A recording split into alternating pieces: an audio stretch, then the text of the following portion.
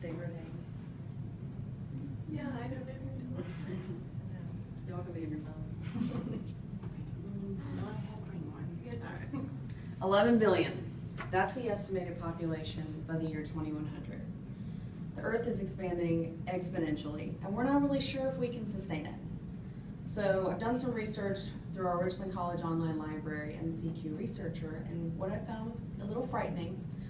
First, I'll tell you what's going on, the current situation in the world. Second, I'll tell you what's happening as a result. And third, I'll try to convince you, how you can help. Now, the world is currently a little over 7 billion, and many of these people are seeking refuge in other countries. And in 1993, Mary Cooper, in a report for the CQ Researcher, Is the World Skyrocketing Population Straining the Environment?, said that the average fertility rate in countries like Israel is 7.9. That means these women are having 7 and 8 kids, and other countries like this are going to be Iraq, Syria, and Yemen. Now, they all have this many kids because they can't afford to take care of themselves, so they have to have some form of free labor, and there's no services to take care of them, so they rely on their kids. Now, experts say this high population growth can impede economic progress. Now, rapid population growth slows the development of the economy, and it makes it difficult for the poor people to actually get out of poverty. There's a strain to provide housing, sanitation, and other services. Now, with all these immigrants going to places like the US and Western Europe, we're also getting our economy strained. Like jobs, food, education, that's all kind of getting strained. Now, what's the big deal? It doesn't really affect you directly, so why do you care? Well, the growing population also increases the need for land, water, energy, everything. According to an article in the CQ Researcher by Jennifer Weeks, Global Population Growth, the Global Footprint Network, a nonprofit that measures the level of human activity, states that since the 1970s, we've been using more resources today than the Earth can even regenerate. And we just keep adding more people. Now, there's not much farmland to increase the agriculture, and it will deplete the soil over time if we just keep growing on the same land.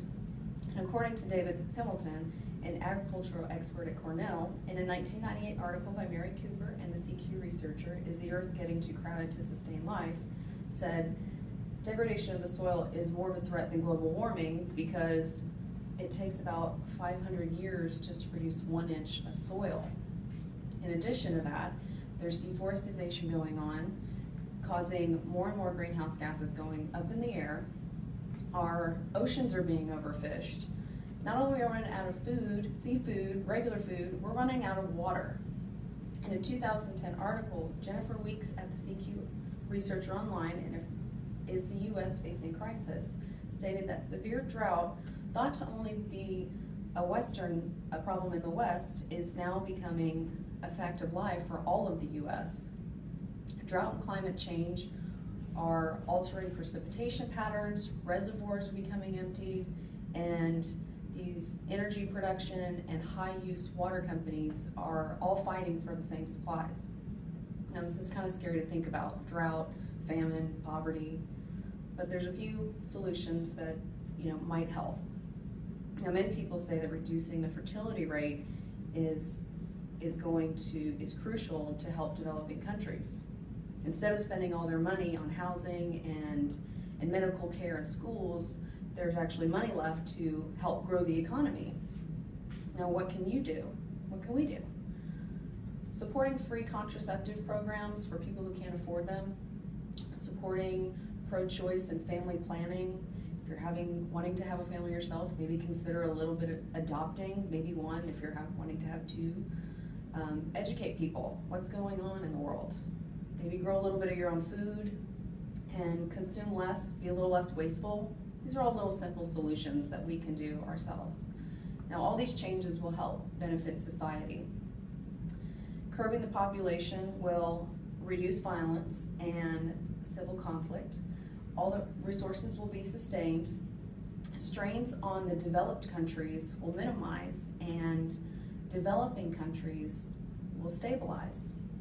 Now, this might seem a little unfair or harsh, but it's necessary. I mean, do you want to not be able to feed yourself and your kids and family? First, I told you about the issue. Second, I told you about what's happening because of it. And third, I told you what we can do as our part. Don't sit back and wait for someone to do this. Be the change. Be the example you want to see. Promote programs that help keep the population from getting out of control, and just consume a little bit less. That's all I'm saying. Thanks. Yay.